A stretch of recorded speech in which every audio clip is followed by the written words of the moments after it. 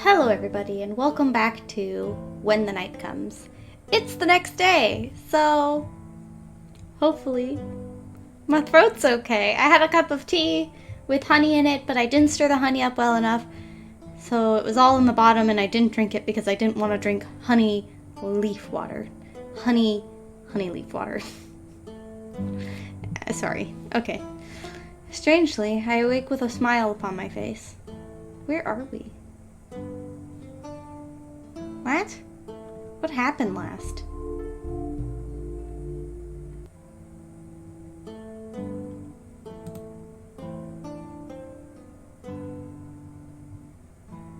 Did we stay over at August's place? Or is this inside the inn? It's not inside the inn, is it? We've seen that before. Let's see. Despite meeting the thing that's been wreaking havoc on this town, and despite the fact that it rendered me useless, I'm happy. It feels wrong, but I cannot ignore the way my chest aches when I think of August, when I think about kissing them. I laugh to myself, feeling so much lighter somehow, though I cannot shake the feeling of that thing staring me down, sizing me up. I think of all the creatures I've encountered in my time as a hunter, feeling like there's something I'm missing. Is it a hybrid? A new species? We were always taught that it's unrealistic to believe that we discovered every kind of creature that roams the earth, that the realms that separate us from them can tear, that every day new horrors are brought upon us. But every single one of my instincts is screaming, telling me that this is different, that it's not going to be simple. With great effort, I drag myself from the relative comfort of my bed, staring out over a surprisingly sunny Lunaris. I take a seat at my desk and decide to take a moment to observe the stolen notes that Ezra had kindly handed over. Am I supposed to read these? What does it say? Consumed everything. Damage beyond restoration. Magical fire? Huh. Can't reconstruct. Skeletal flower. Doesn't work. Perhaps a memory spell to recall the elements of depth. A runestone should suffice. No good. It's out of the body, doesn't remember the soul's essence at all. A creature that treats on life force? It's so strange. Perform ritual on crescent moon, scrying a fair shot, but at this point I've exhausted my options with the corpse. And she deserves a burial by now. Used an extract from the flowers and a spell to ascertain. She was well terrified before her death and nothing more. Can't even tell if it's a death by burning or other injuries. I'm stumped. Okay, well, I was able to read most of it. I scanned them, seeing a truly talented witch being completely and utterly perplexed. I can practically feel his frustration rolling off the page. Live fire consuming everything. Muscles damaged beyond restoration. Magical fire can't reconstruct. Oh. Anise and skeletal flower doesn't work. Anise? Anise? Perhaps a memory spell to recall the events of a death. A runestone should suffice. No good. It's as if the body doesn't remember the soul's essence at all. A creature that feeds on life source. I'm just gonna skip all this because I've already read it. Then finally, written so hard that the page is torn. I'm stumped. The complete lack of an intact body would have certainly made his job hard, but a witch of Ezra's skill can cast many spells to determine cause of death. But all he encountered was failed spell after failed spell. I set them aside, no time today to delve any deeper. Now it's time to write my report for last night. This should be interesting. I check the conveniently placed clock outside of August's office door and take a deep breath. The thought that I'm about to see them again has my heart skipping a beat, and I find it a little difficult to wipe the grin off my face. As I raise my fist to knock, I hear a crash. I forego knocking, pushing the door open and rushing to check that everything is okay. I scan the room, seeing no August, but then I see a pair of expensive heels sticking out from behind the desk, followed by a string of muttered curses in a language I don't recognize. They fell down. August? They pop up.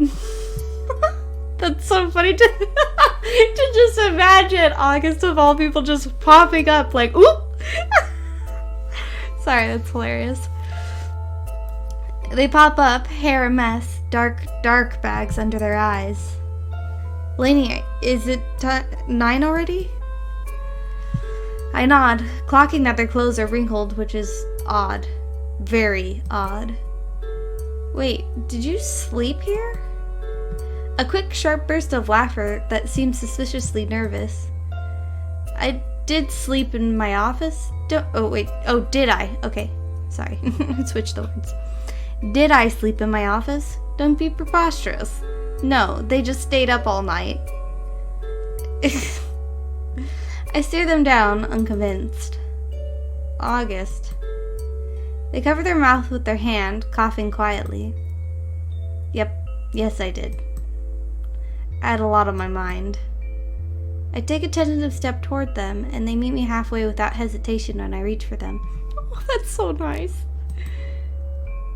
With an elegant twist of their hand and a flare of violet sparks, the door closes and locks behind me.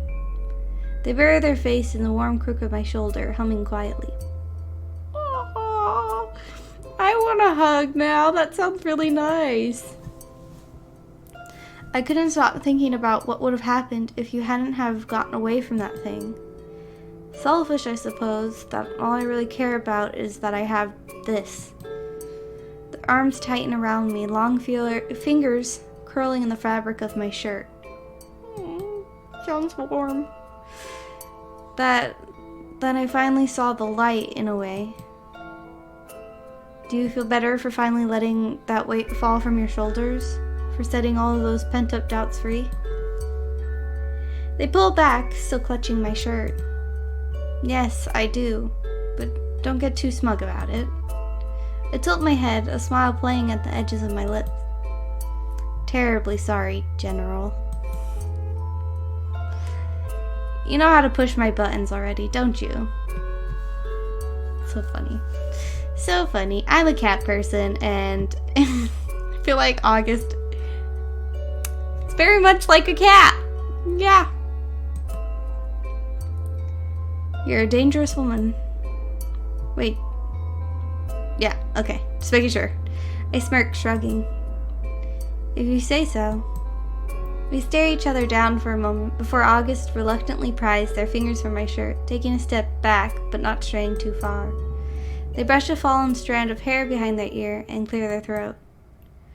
We should set some rules, I suppose. If we're going to do this, whatever this is. They cast their gaze to the side, apparently anticipating a response, but I let them continue. Then their eyes meet mine once more, and there's something powerful about them, something different. You're my subordinate, and I'm responsible for you.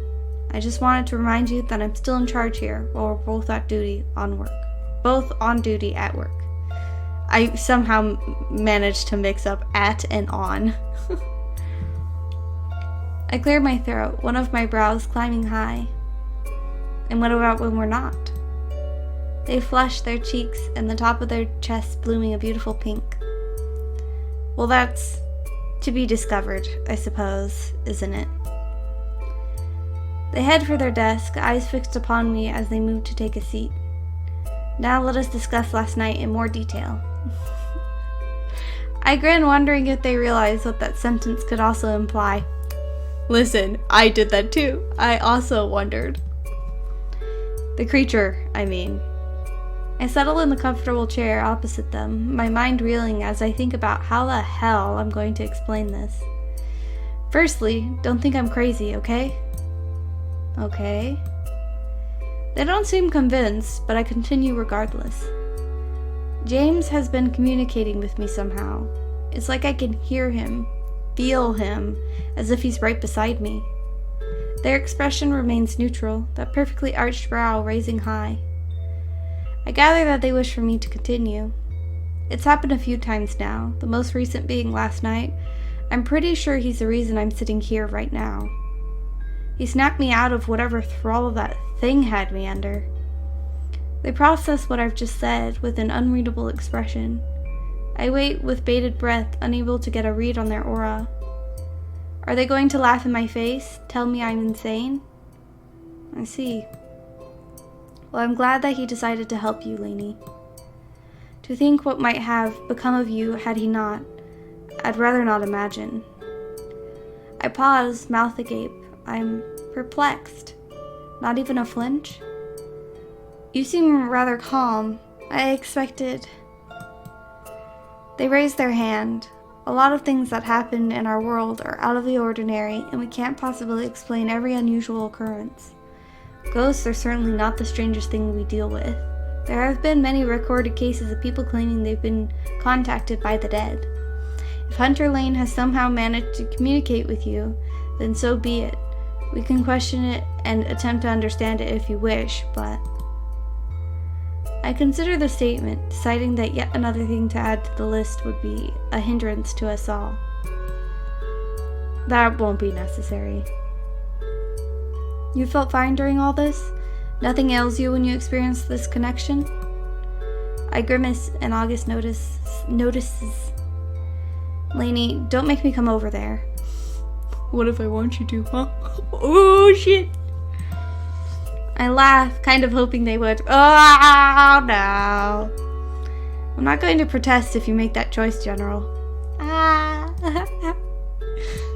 I've been getting headaches, pretty intense ones.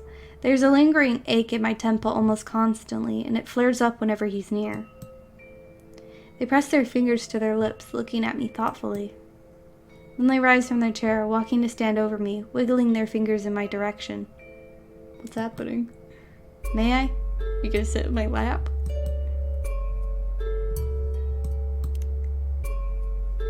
I nod, smiling wryly. Keep your eyes on me.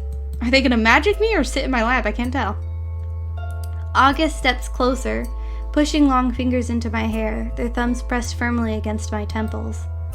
Their long hair rises as if static, a distinct crackle settling around us.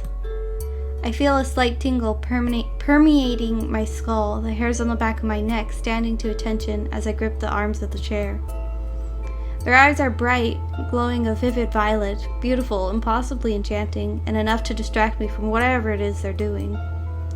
If I'm not mistaken, a mark glows atop August's forehead, pulsing, fading before I can fathom what it is. Just a little longer. This isn't an unwelcome feeling, but it's certainly foreign, though August's soothing voice is reassuring, grounding. Their magic carefully dissipates, and the smell of ozone fills my nostrils. Their irises fade back to that familiar pretty blue, and August smiles something a little wicked. You did well. Was that your first time? Doing what? Their touch trails along my cheek before they lean back against the desk, eyeing me pointedly. I huff a laugh and their smile grows. They look tired, but happy. Are you okay? I don't understand what just happened. I really don't. I'm so confused. Maybe I'm dumb. Maybe I haven't been paying close enough attention. I do that. I kind of read and zone out and then realize that I'm zoning out and I go, oh shit, what's happening in the story? I'm dumb.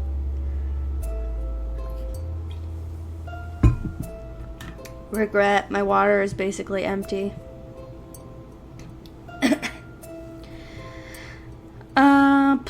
A lazy, earnest smile, and they nod. I don't remember if I read that.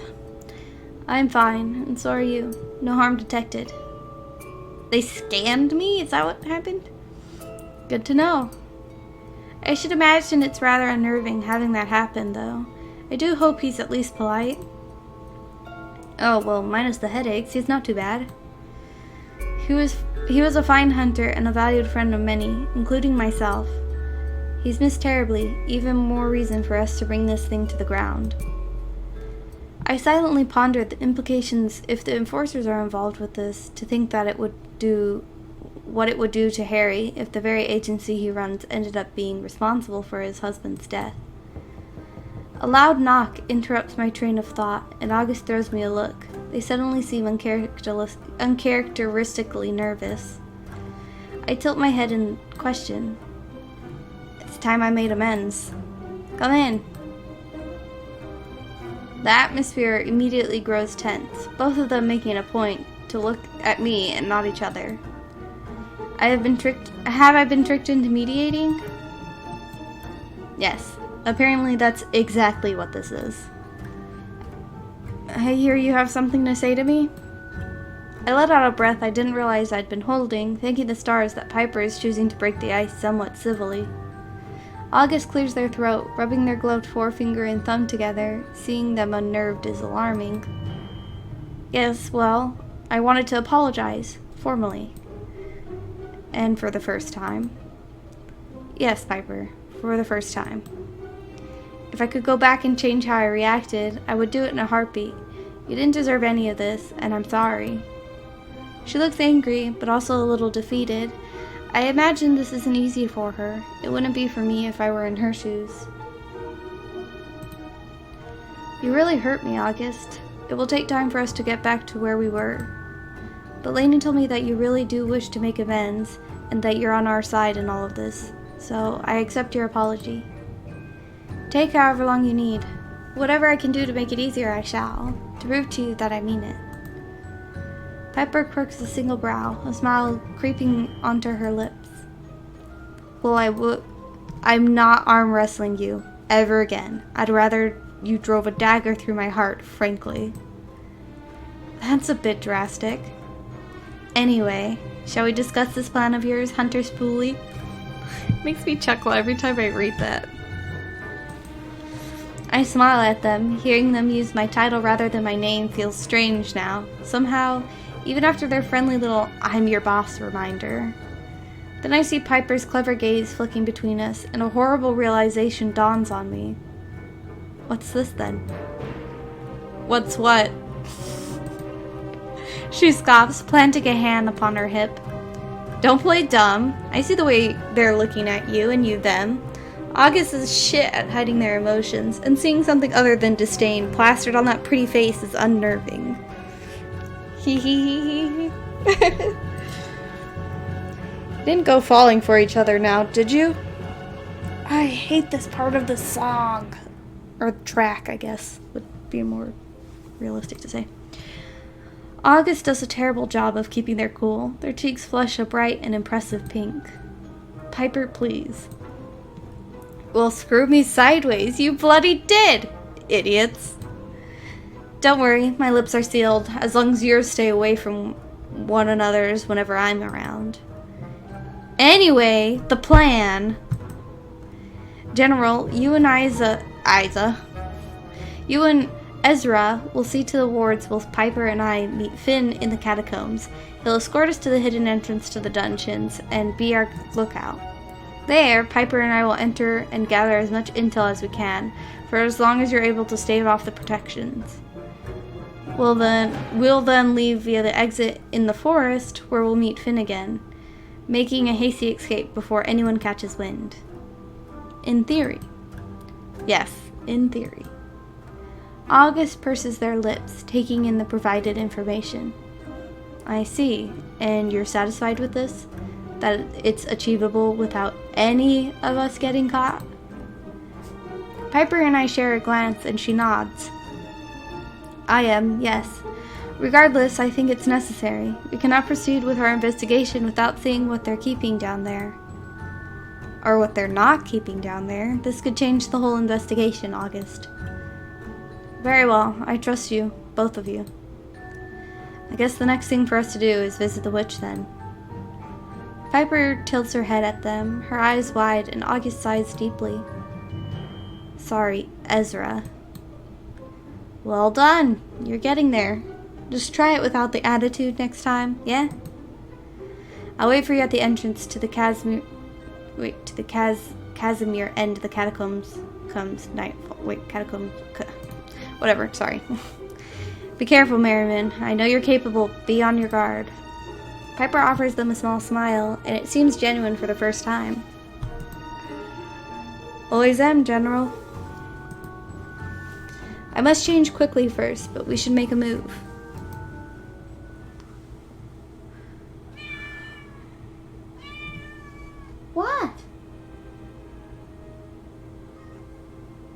don't know why she's crying. Please stop digging at my chair. I don't appreciate it. The shop is quiet, much like August, as they stand stoically by my side. I spare them a glance, watching how they smooth their freshly pressed, clean outfit. Don't be nervous. Ezra doesn't bite. Don't get sassy with me. Oh, it's been so long since we've seen them all dressed up. I kind of forgot about it. I laugh at their non-threatening tone, and Ezra peers from the back room.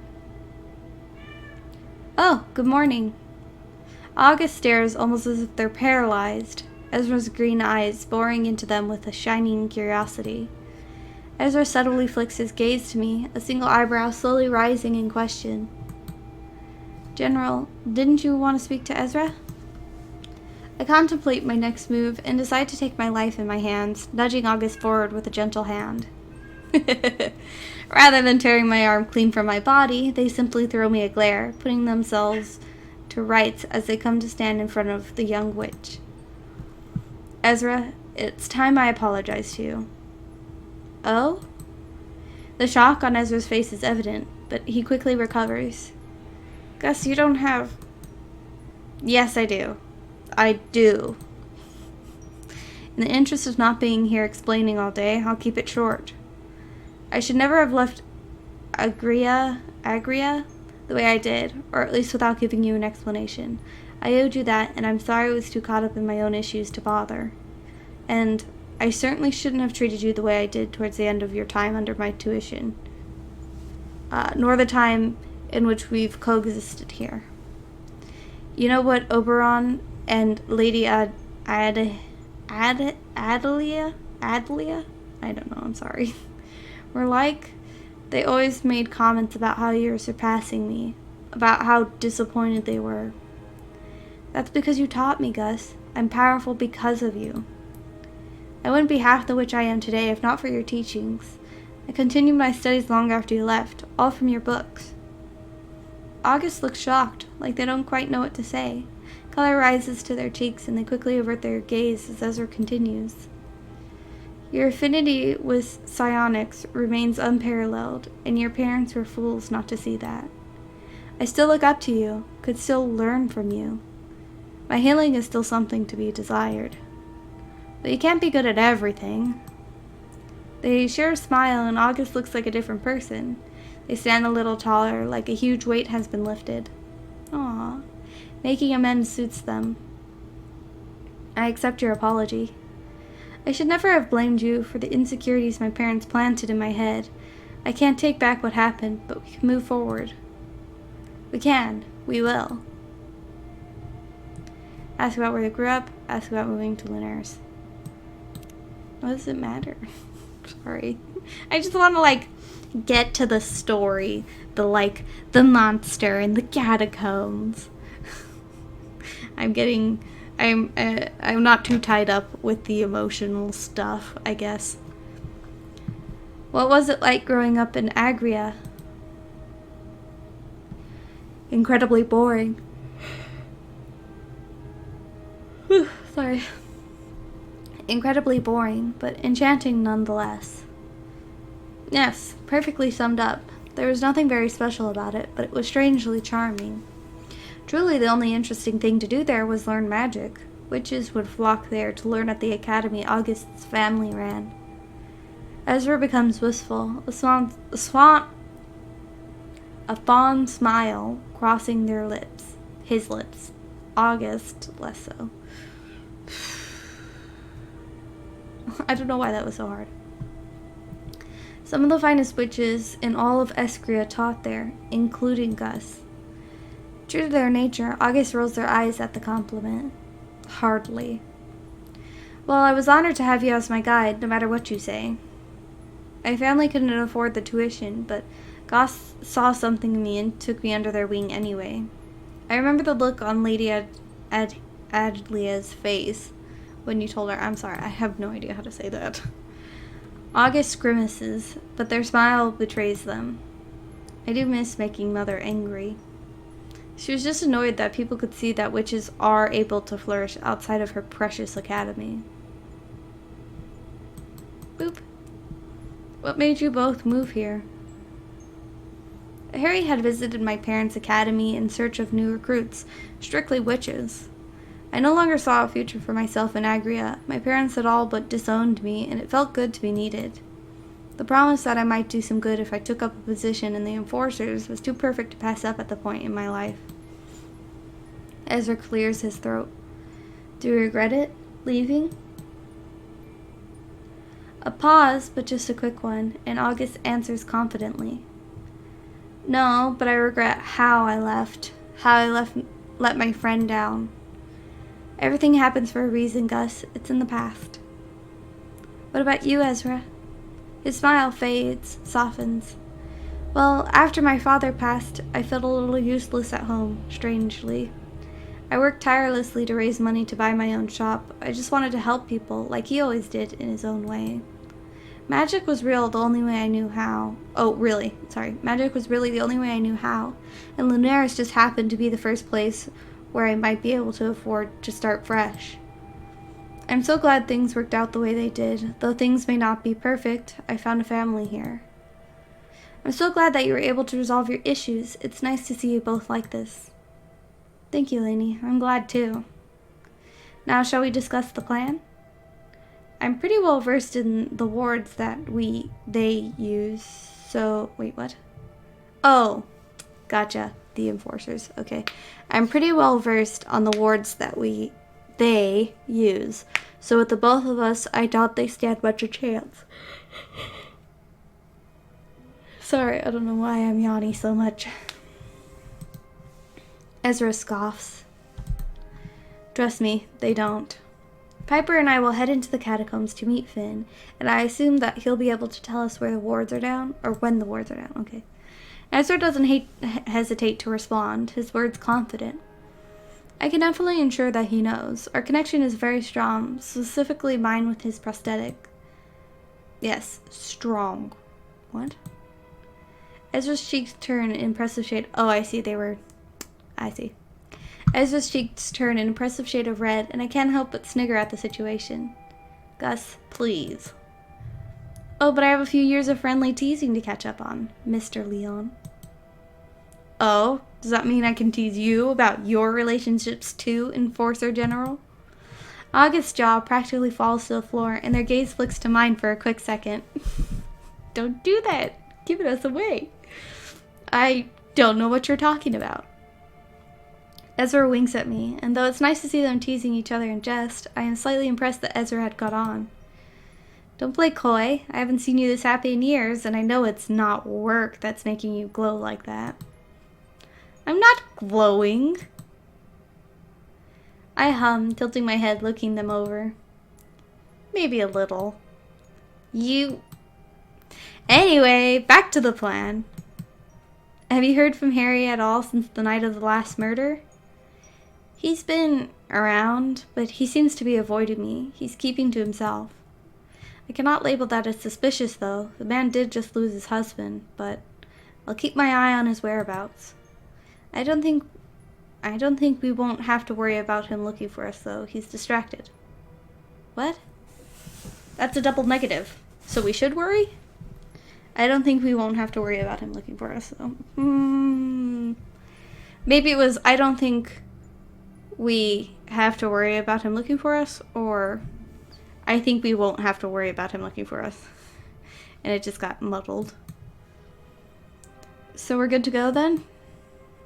They share a look, and they both nod. I see August looking at me, seeming like they want to say something. Ezra notices too, and he pulls a piece of parchment out of his pocket. I just need to get something from out back. Won't be a moment. As soon as he disappeared through the curtain, August steps close, nervously rubbing their fingers together. Be safe, please. You don't know what they're keeping down there. I'll kiss them. It's okay. The look on their face is nothing short of terrified, and I can think of only one thing that I long to do to comfort them. Come here. That's aggressive. Excuse me? I laugh, shaking my head. please come here? They relax a little when I tug them close, a hand moving to cup their cheek. I'll be back before you know it, right here, just like this. Okay, I just want to say something really quick. It seems like my character is pretty close in height to August. So it's kind of hard for me to like imagine this stuff because it's supposed to be me doing this stuff because I am pretty short and August seems at least 5'7", but they also wear high heels, so who fucking knows. And I'm 5'1", so just to, I don't know. Sorry, I don't know. It's not irking me. It's just like hard to imagine. That's the best explanation I got. It's just hard to imagine, but I'm like, but it wouldn't really easily go that way. Whatever, moving on. I'll be back before you know it, right here, just like this. I know you will, but swear it anyway. I lean in, and August tips their chin in invitation. Our lips meet, the kiss soft and fleeting, but full of promise. I swear it. August exhales a shuddery breath, pressing their palms to my chest, their cheeks blossoming pink. Well, you'd better be off then, I guess. Goodbye, August. I head back to the wolf to prepare myself, now fully kitted in my armor, my weapons safe in their holster. I begin to slowly make my way toward the main entrance of the catacombs. The air is chilly, and the sun is already low in the sky. We must wait until sunset to ensure Finn and the clan can safely assist, but as each minute passes by, my gut feels heavy with anticipation. I hope this works. I hope we don't get caught. More for Piper and August than for myself. I have so many people relying on me, I absolutely cannot let them down. The flickering golden candlelight is almost comforting as I head deeper into the catacombs.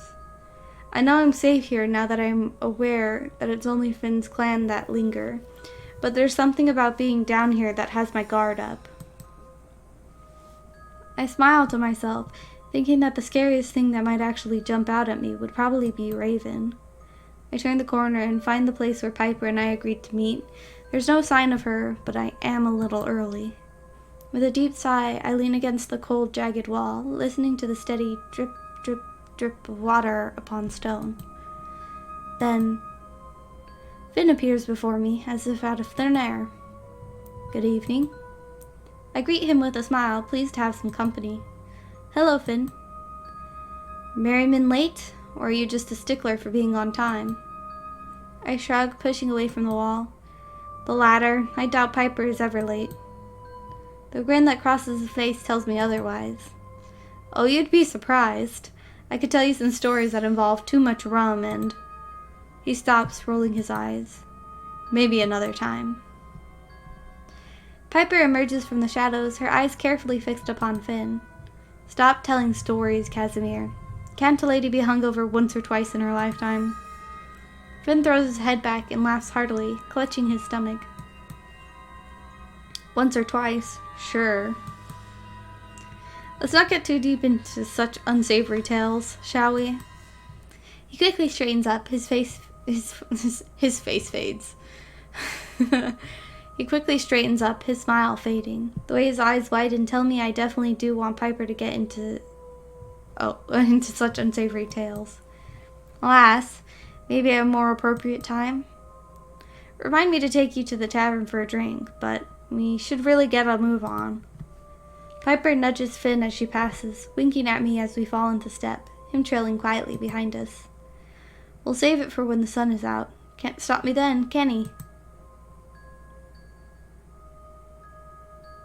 As we head deeper in the tunnels, everything feels different. There's no longer that comforting golden glow, the jagged stonework now illuminated by unnervingly still, vibrant blue mage light. Piper's demeanor changes, and I hear Finn pipe up behind us. We're not in my territory anymore. Stay alert. Then he suddenly steps in front of us, bringing us to a halt. Wait, stop here. I can feel the barrier. It's close. So now what? I stare at Finn's prosthetic, the etchings glowing, but still dull. We wait for Ezra's signal. We stand in silence, and Finn begins to shift where he stands. It seems unnatural for him to look so nervous.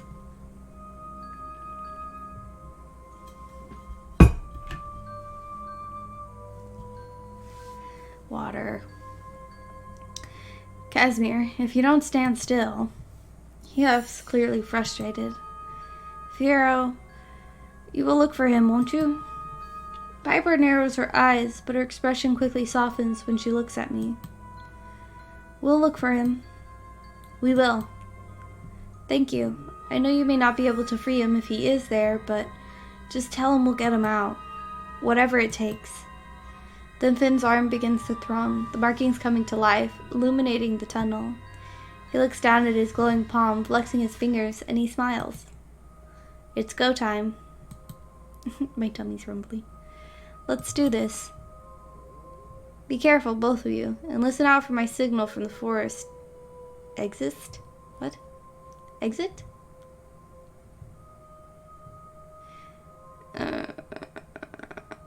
Yep. Huh. I'll alert you the second you need to get out. See you on the other side. We watch him leave, and he disappears into the darkness. Well, let's find out what those bastards are hiding, shall we? I sigh, wondering what we'd do if we find nothing. If this is all a dangerous waste of our time. If anything. Piper scoffs, nudging me in the ribs with her elbow. It's all right. If we come up short, we'll just go back to, well, knowing fuck all. Comforting. Really, really comforting. Surprisingly, or maybe not, the entrance to the dungeons remains unguarded, and that unnerving yet familiar blue mage light guides our way. Piper eagerly rushes towards the first empty cell, eyeing the small, frail, fey-like creature that's huddled in the corner. She picks up the clipboard that rests on the wooden holder beside the door. I remember you. Not one of my catches, but a good one. The fey lifts her head, smiling and exposing a row of shining, razor-sharp teeth. She snickers, the sound more of a hiss than a laugh. We move to the next, doing the same, checking the paperwork. A demon this time, its power subdued by the enchanted cuffs that anchor it to the wall. Piper scoffs, clearly unamused, as we make our way down the row, finding no hunters, no Aya. Bullshit. She has to be down here somewhere. Eventually, after what feels like forever, we find a cell that piques Piper's interest. In the shrouded darkness, I see a set of startling crimson eyes staring back at us, and the figure cautiously approaches. He looks gaunt for a vampire, his clothes hanging off his slender frame, his cheeks drawn sharper than what the beauty of his immortality may already have afforded him. Piper surges forward, curling her fingers around the thick iron bars. Fiyero, what have they done to you? Oh shit. Fiyero. Piper, what are you doing here? His voice is deep, quiet. I try and fail to get a read on his aura. Oh, you know, just taking a stroll. What do you bloody think? His bright gaze flicks to me, and he shakes his head, his blank expression unchanging. You'll get no reading from me, Hunter. And then I remember he's an empath, skilled in both masking his own emotions and reading others. I wonder just how powerful he is. Finn and the clan have been looking for you. He blinks, his movements groggy. I don't doubt that. Please tell them not to try and break me out. I have no doubt Finnegan will be dramatic when you tell him of my whereabouts. Of course he will. Pepper grabs his notes, tutting loudly as she scans the page. Oh, Fiyero, unsanctioned feeding on an enforcer, resisting arrest? You naughty boy. You know that's not true. They appear to have set me up quite beautifully. Why you? What happened? His stillness is unnerving after being around vampires like Finn.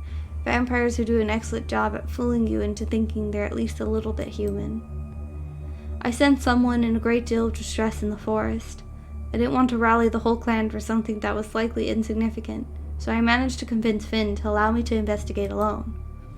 I discovered a wounded enforcer near the outskirts of town. They may have been bitten, probably by a wandering youngling, by the look of the mess that it made of them. Oh, it was a comment out here, duh.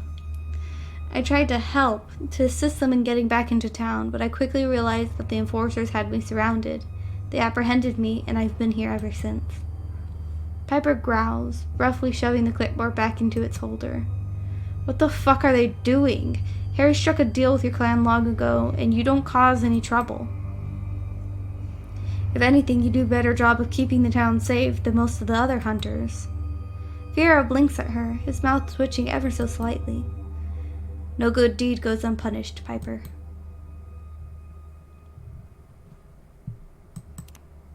I hate to think it, but I have to ask. Have they hurt you at all? They have not beaten me, nor have they tried to, but I'm not interested in being a troublesome prisoner. I feel a butt coming. But they have been taking my blood. You fucking what? That seems pretty important. Leading that would have been handy.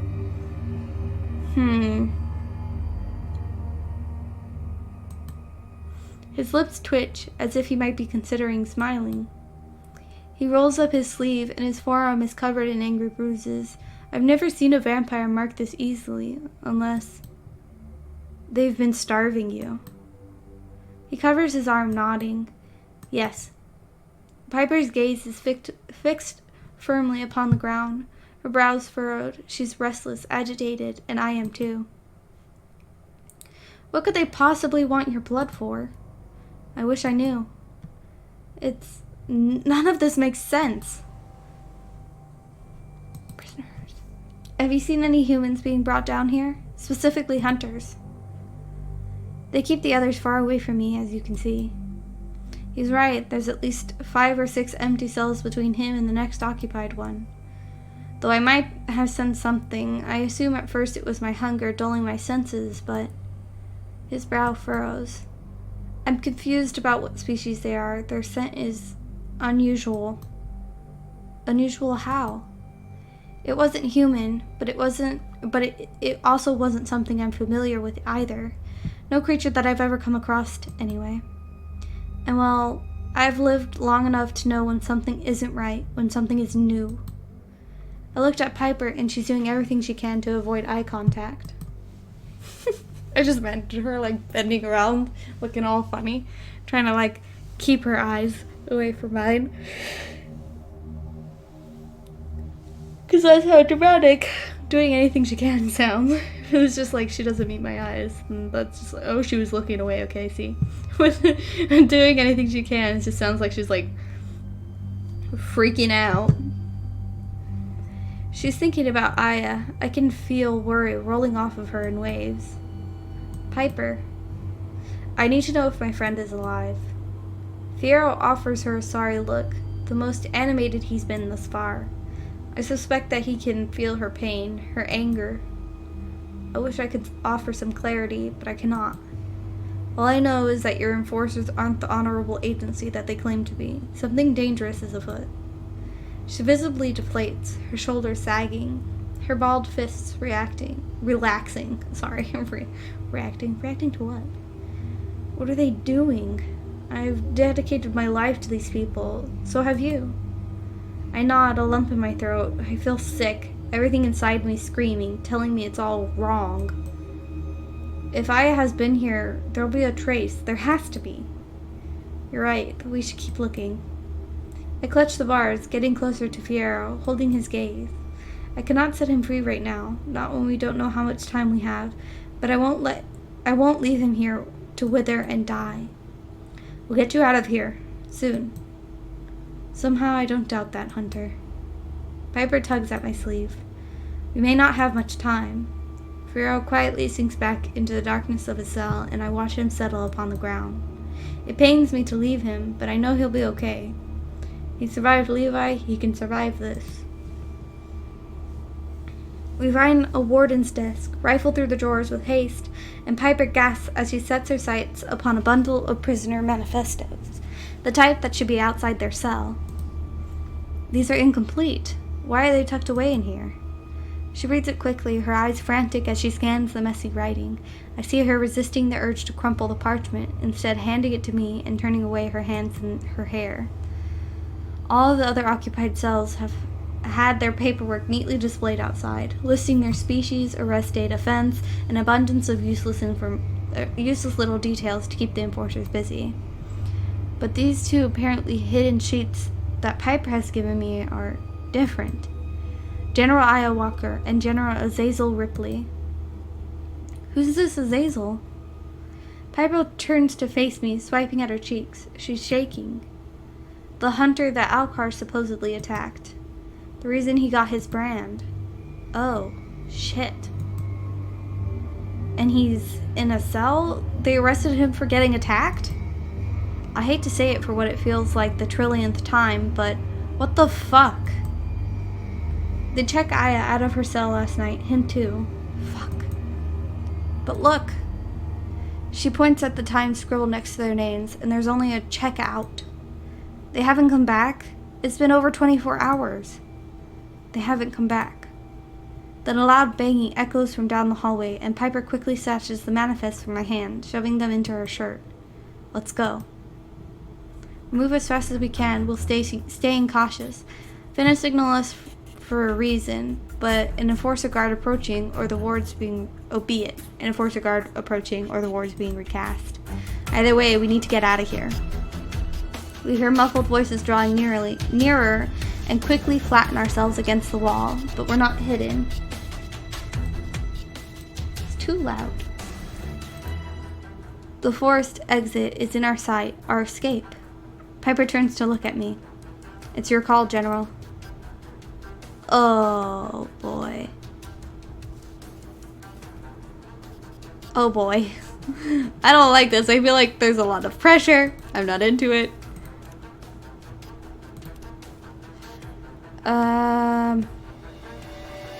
I want to wait to see if we can overhear anything. Piper waits patiently while I decide, trying my hardest not to waste time. If we run, we might alert them to our presence. If we don't, I close my eyes, shutting everything else out around me. I can hear them, two people seemingly not aware of our presence. Yet, casual conversation, footsteps drawing nearer, but from the dungeon entrance, far away from us. I open my eyes and hold up my hands, signaling for Piper to wait. We can make it. I know we can. I shake my head, listening, waiting. Their voices grow quieter, footsteps upon a staircase, then they're gone. Go now. We step forward, pushing open the heavy door with ease. Cool, crisp air hits my face, and I spot a tall, dark figure waiting for us. I have to sneeze really bad. You made it. He ushers us away from the door, pushing it closed as quietly as he can. Follow me. He leads us just a short distance away into a small clearing where we can still see the surprisingly well-hidden dungeon exit. Surprisingly well lit. Well, it's not very hidden if it's lit up. What did you find? Piper growls, still seething, still hurting. Enough to tell us who we truly cannot trust. Finn's mouth set in a thin line, and he nods, taking the hint not to pry further just yet. There are guards approaching, a routine perimeter search. We should head out. Right. We should split up just to be safe. I'll head home and get these hidden. She pats her pocket, where the manifests are safely tucked away. Just what I've always wanted, being left alone in these fucking woods again. The clan are scattered around the forest. If you see the creature, don't engage. Not after what happened to Lainey. Piper nods, her face grim. Later. I turn to Finn, quickly needing to tell him about his friend. Fiyero is in there. He's alive. Well, ish. He's alive? I smile at his obvious glee. We found Fiyero. We found evidence. We got in and out without getting detected. Tonight was not wasted, nor was it a complete disaster. Thank you, Lainey. I owe you a debt of gratitude. He helped us too. He had information, and we found something that might actually help us really make waves. Then before he can respond, he freezes up, eyes wide, fists clenched, and he looks at me with a stern gaze. You need to go. Now. They're close. I'll distract them if needs be.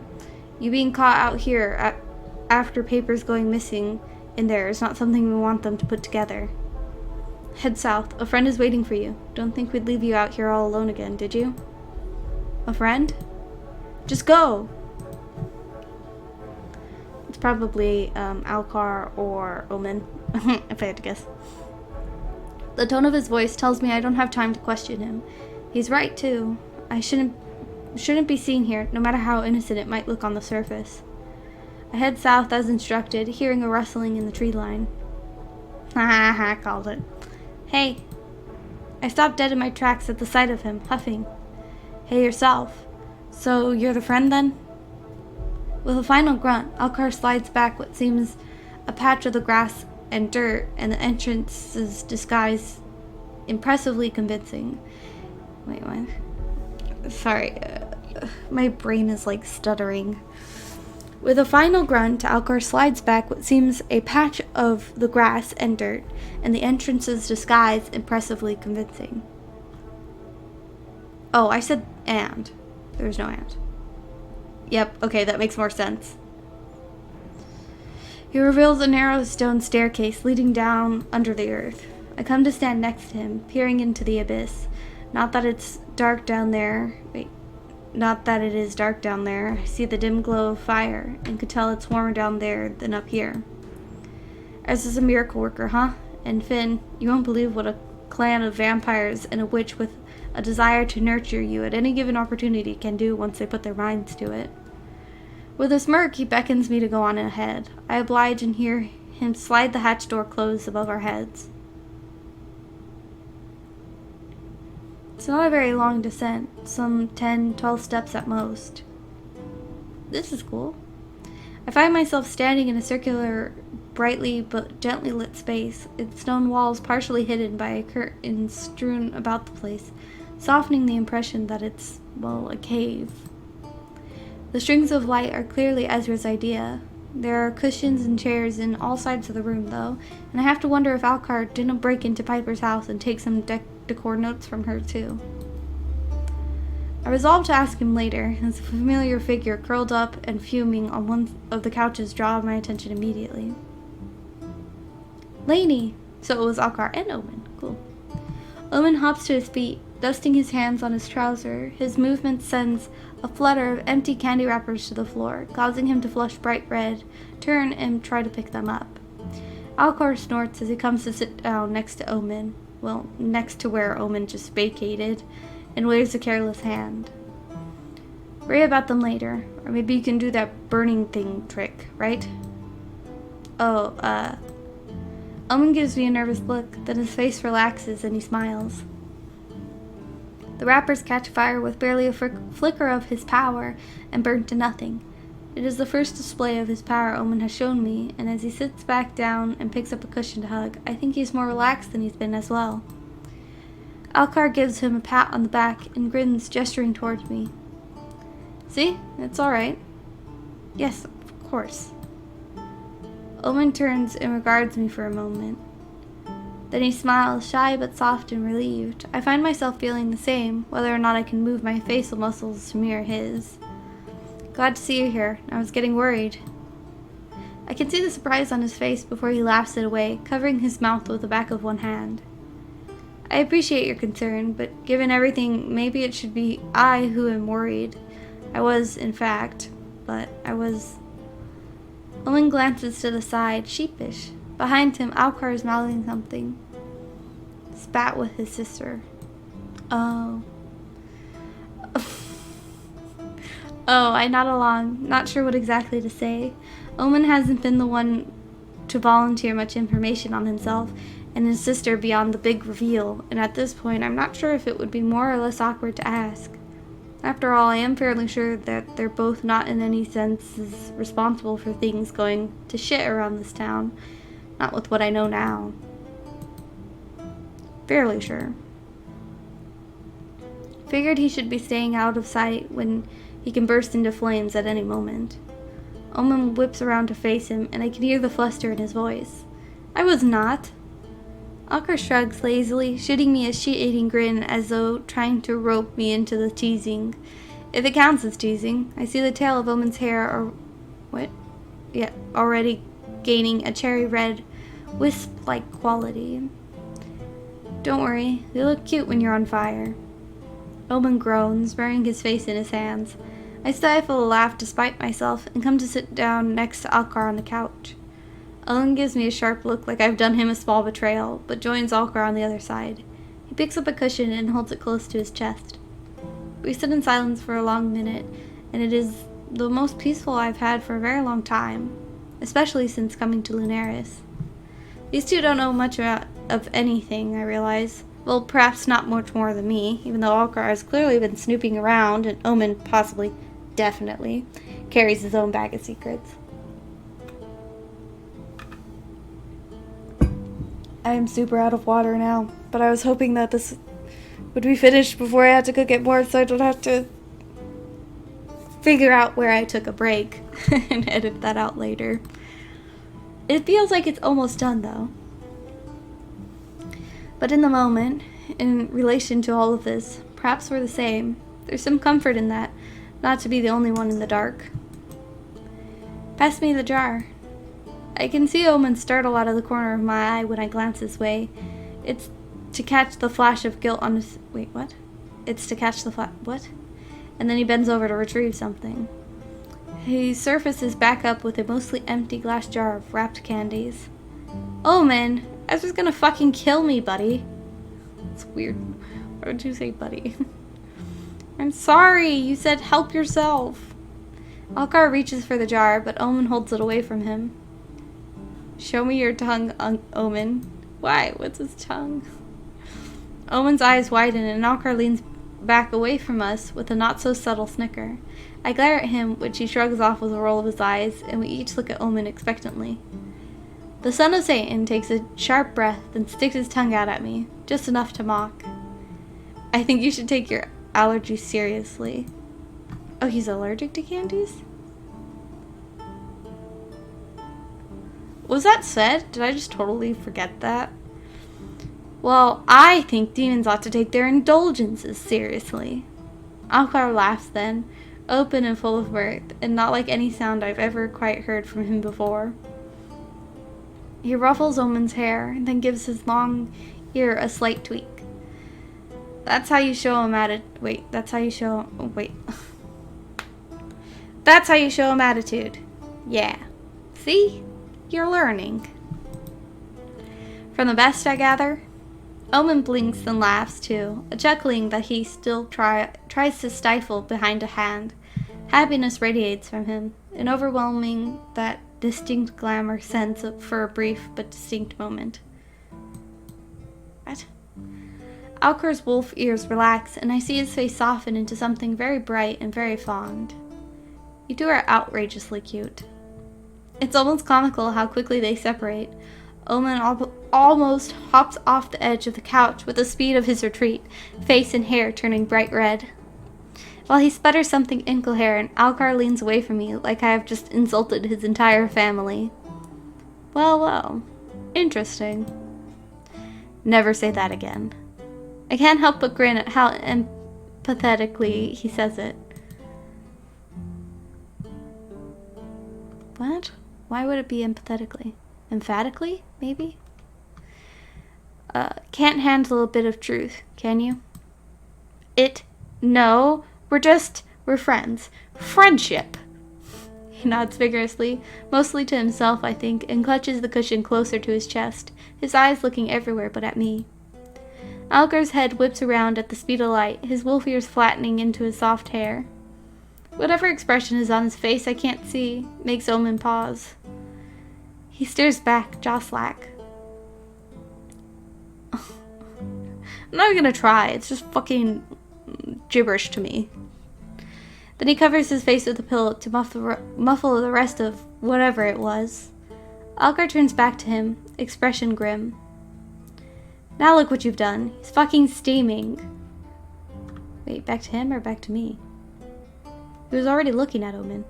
Omen smacks Alcar's knee hard, at which point I decide, and the two of them ought to be grateful for my graciousness, that perhaps it's safe and time to leave.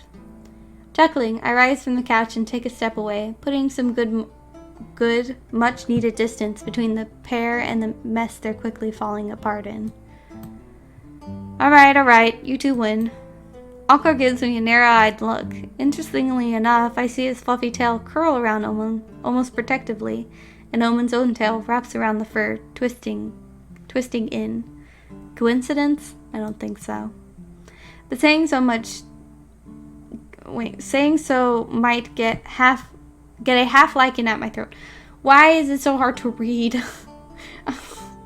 I really don't have this much trouble when I'm just reading to myself. But saying so might get a half lichen at my throat. At least I gather as such from the way Alcar's shoulders are tense, so I keep my mouth shut. Likely he would do me no harm, but even so. Besides, staying right here affords me the best view of this mess. I cross my arms, fighting the amusement down. Of all the revelations in this town, this is the most welcome one. I'd better head out then. Stay safe and all that. Not that you need that chat big and strong as you are. Good night. Alcar glowers at me, but I distinctly hear no further protest from him. Oh, we're in Ezra's shop. I head straight for the shop when I leave the forest without incident, remembering my promise to Ezra in August that I'd let them know I was safe. I push open the door, smiling as the bell rings, and I spot Ezra and Finn in a somewhat heated debate.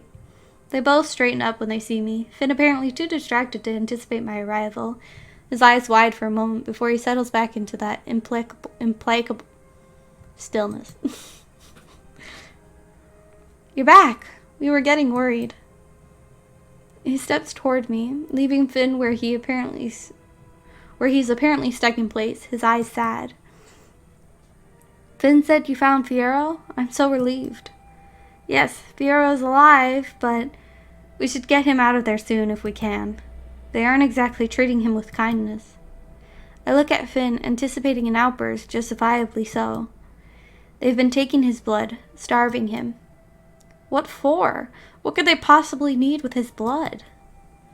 I see black flicker in the whites of his eyes, the first time I've witnessed his poised facade wavering, a glimpse of the creature that lingers within him. Ezra reaches out and lays a hand upon his arm, a warning. It works, calming whatever threatens to surface.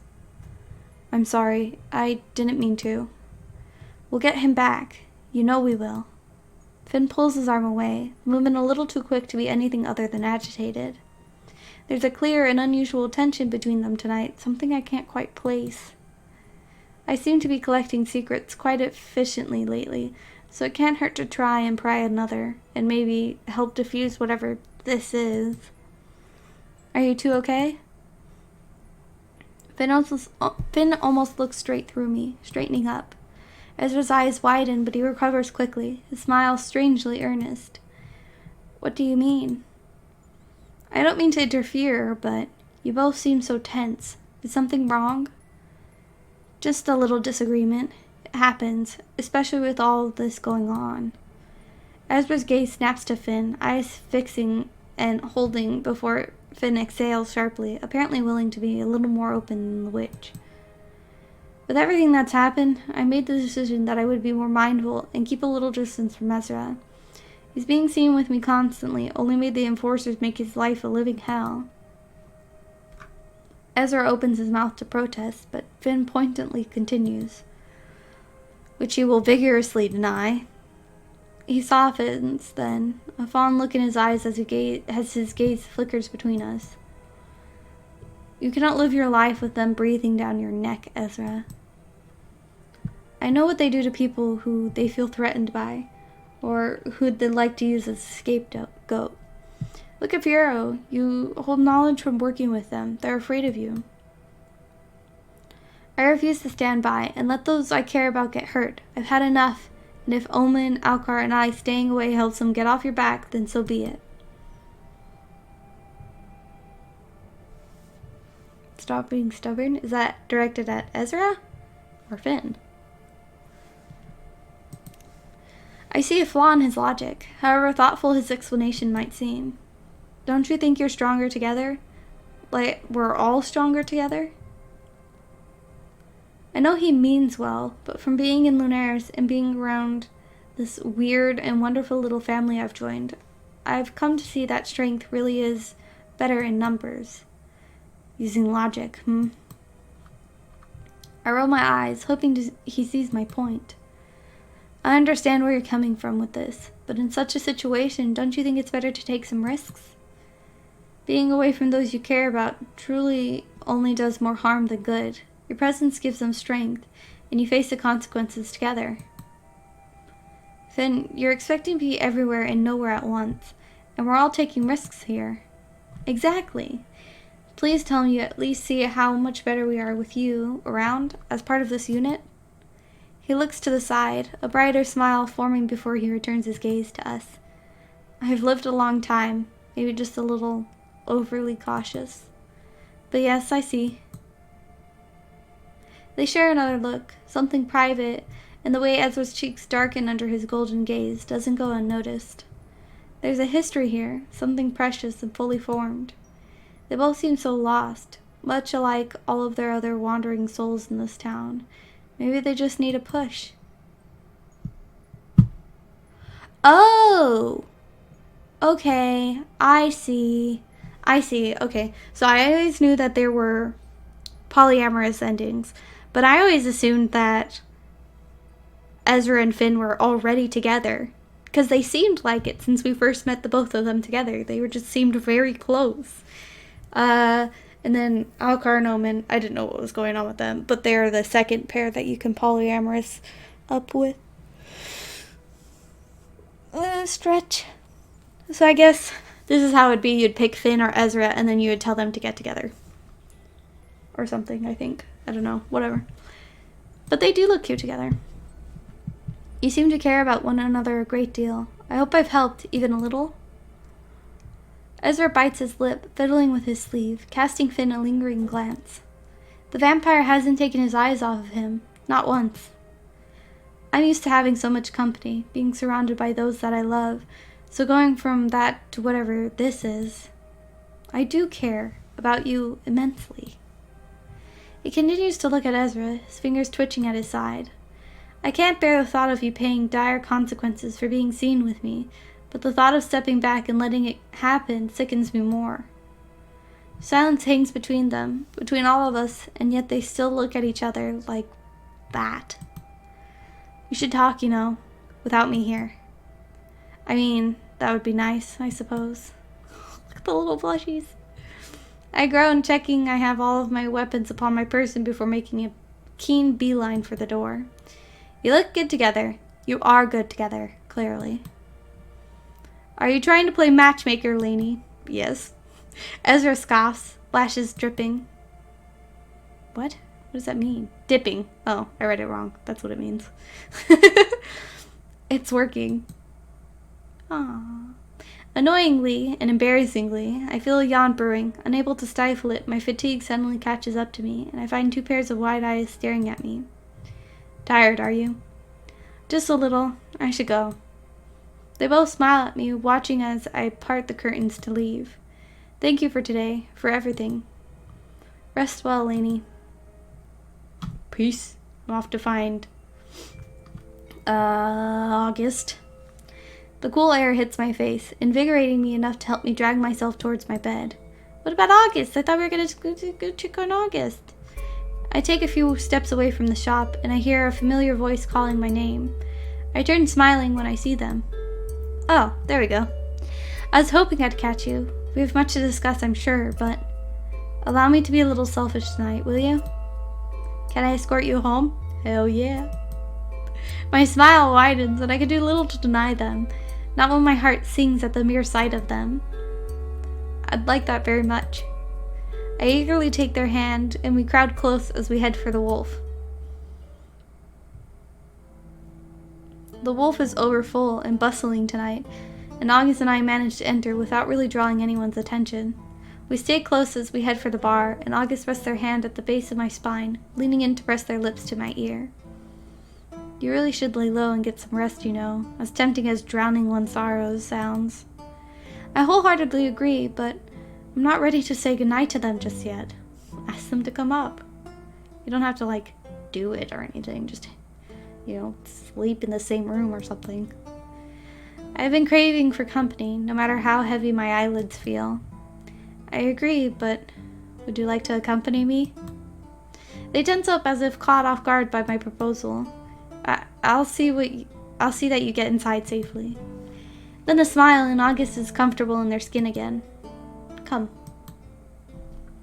They let me lead the way, their eyes lingering on the densely packed crowd until we begin our ascent. I let the door click shut behind us, turning to watch August curiously take in the sight of my room. So this is our room.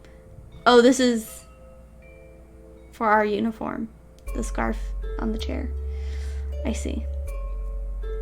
I could have sworn we've seen it before. Did it always look like this? Maybe I'm just a ding-dong. I don't know. Moving on. Where'd they at? It's not very impressive, is it? Do you want me to lie to you to save your feelings? I snort, shaking my head. Well, I've had worse than this, but it is certainly far from luxurious. We really should try and find you somewhere nicer to stay. You'd think the agency would want to treat the person who is supposed to be saving our grace to at least a mattress that doesn't look so lumpy. I pass them and take a seat upon said lumpy mattress, tapping the space beside me. It's not that lumpy. Come on, try it. Come on, try it. If you insist.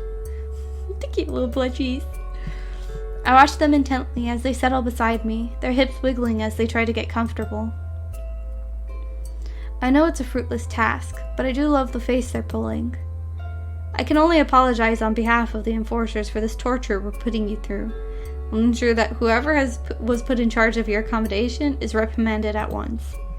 I laugh, nudging them gently, reaching to take their hand in my own. These hands can surely cause much harm, and I've not even scratched the surface when it comes to seeing what they can do, but they're soft, elegant, fingers long and unmarked, beautiful just like August.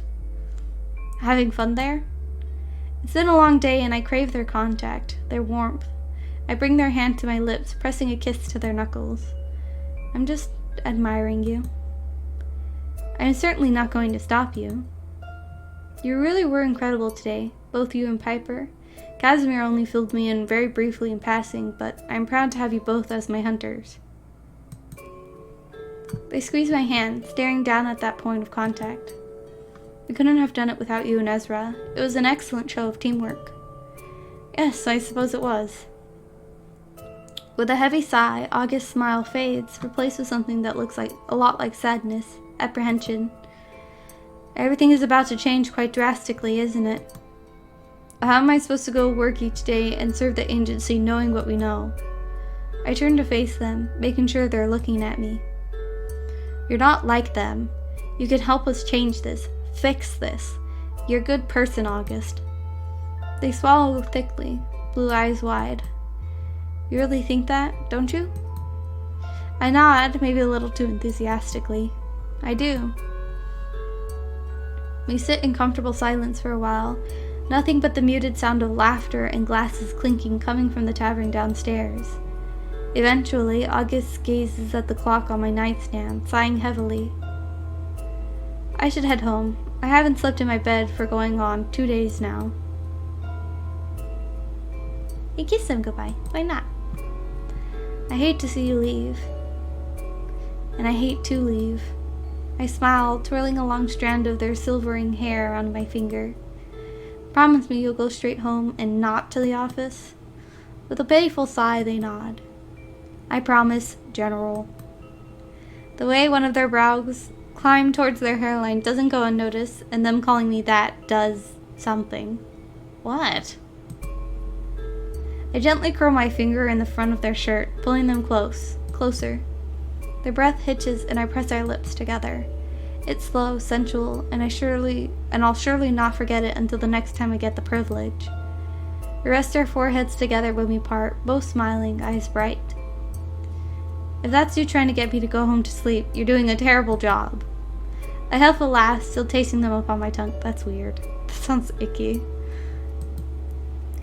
I can't find it in me to apologize. Very reluctantly, we pry ourselves apart, and August stands to leave. Good night, then, I suppose. Good night, August. Before they have the chance to take a step towards the door, it slams open, hitting the wall with a thud. Oh, what's on her face? There stands a bloodied and beaten Aurora, a disheveled shell of the calm and collected woman I met just a week ago. I quickly move to stand by August's side. Magic flickers about their fingertips, their eyes bright, glowing vivid violet. I place my arm in front of them to tell them that I have this. Aurora, what do you want? She leans against the doorframe, leaving a bloody handprint upon the wood. With a deep, ragged breath, Hunter Spoolie, Enforcer Willenheim, I think I may require your assistance. End of chapter 5. Oh shit. Wow, okay. Oh gosh, I'm so excited.